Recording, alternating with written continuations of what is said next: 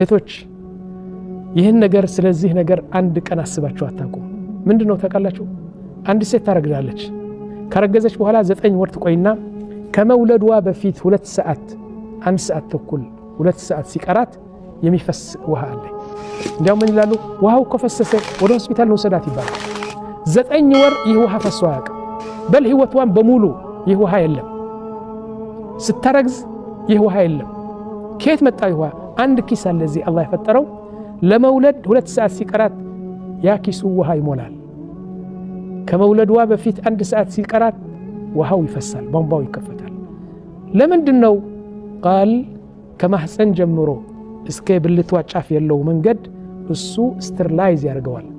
ያሉ ማይክሮብስ ያሉ ጀርምስ ያሉ ጎጂ የሆኑ እንስሳዎች በሙሉ ያ ነገር እንደ አልኮል ነው ያቃጥለዋልና በሙሉ ጎጂ የሆኑ ነገር ይሞታሉ።